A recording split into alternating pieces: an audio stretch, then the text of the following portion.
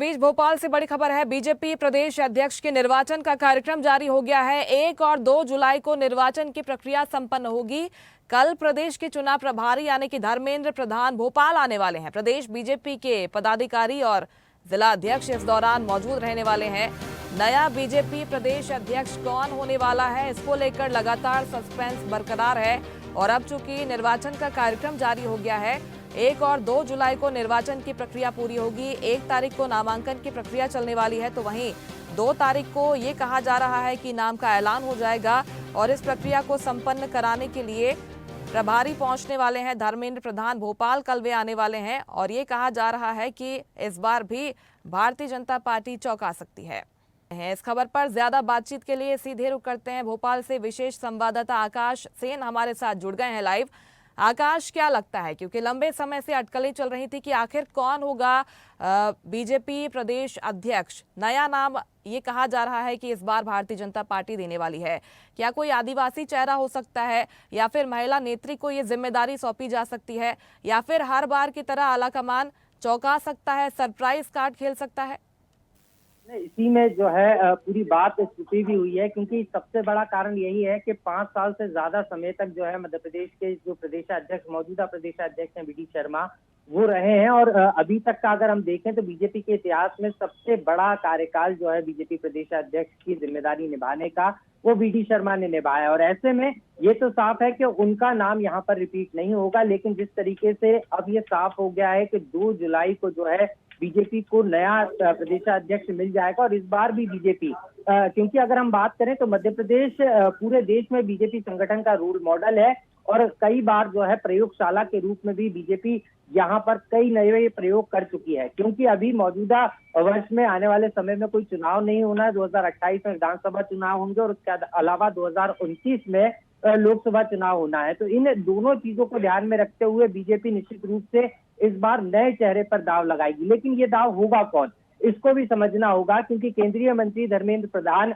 Madhya Pradesh BJP के चुनाव के संगठन प्रभारी हैं। 1 तारीख को वो यहाँ पहुंच जाएंगे और 2 तारीख को तमाम, चाहे हम बात करें, हमने देखा कि जो तमाम जिलों में जो 60 जिले हैं बीजेपी के, उसमें जो सीधे तौर पर अगर हम देखें तो 9 महिलाओं को इसमें जो है जगह दी गई है। जिला अध्यक्षों को कमान सौंपी गई है 9 महिलाओं को।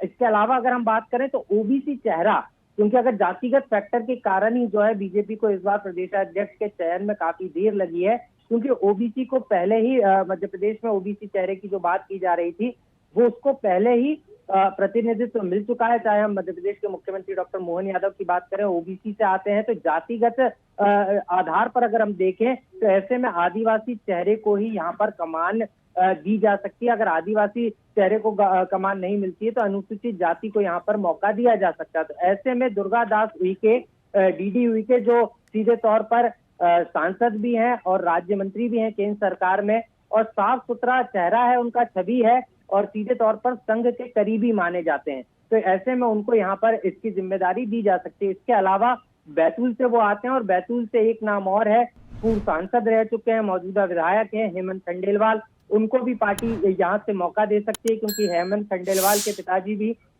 आरएसएस के बड़े नेता रहे हैं।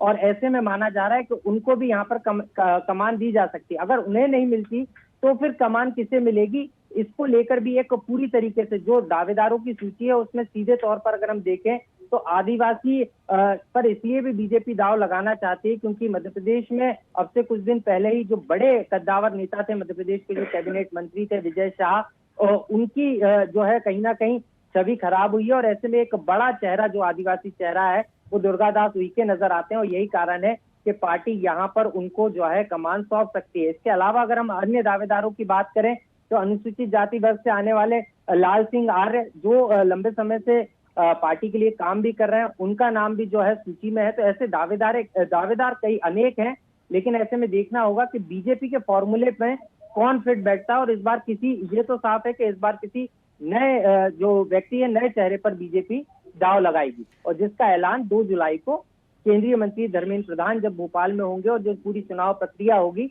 उसमें जो है सीधे तौर पर संपन्न होगी, जिसमें तमाम जिलाध्यक्ष, तमाम सांसद, विधायक और 115 जो प्रतिनिधि हैं वो कार्य समिति की बैठक में शामिल होंगे, जो मतदान करेंगे और अपने प्रदेशाध्यक्ष का चयन करेंगे।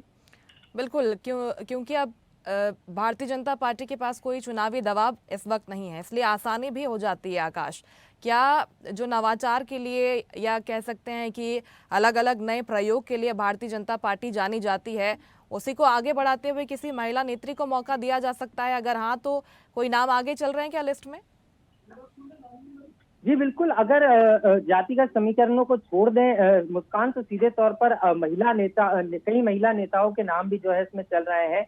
लेकिन अगर महिला को आगे बढ़ाया जाता है तो ऐसे में सीधे तौर पर अगर हम देखें तो यहाँ पर अर्चना चिटनिस, जो बुरहानपुर से बीजेपी की विधायक हैं, संघ की करीबी मानी जाती हैं, उनका नाम भी है। इसके अलावा रिति पाठक 2 बार सांसद रह चुकी हैं, विंध्य से आती हैं, उनका नाम भी जो है माना जाता है कि वो भी प्रधानमंत्री नरेंद्र मोदी की करीबी हैं, तो उनका नाम भी चल रहा है। तो ऐसे कई नाम हैं जिन पर विचार चल रहा है, लेकिन माना यही जा रहा है कि पार्टी जो है किसी आदिवासी चेहरे पर दांव लगा सकती है।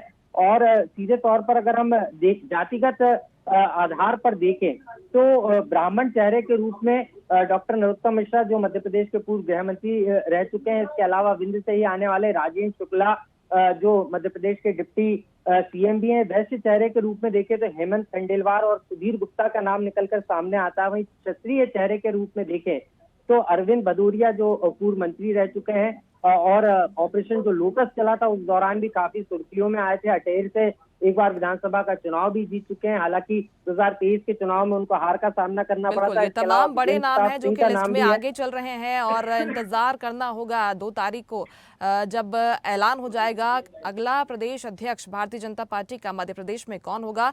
इस दिन ये सब कुछ साफ हो जाएगा। बहुत शुक्रिया फिलहाल आपका तमाम जानकारी के लिए आकाश। लेटेस्ट खबरों के लिए लाइक, फॉलो और यूट्यूब पर सब्सक्राइब करें, बेल आइकन दबाएं, साथ ही विजिट करें swedishlive.com पर।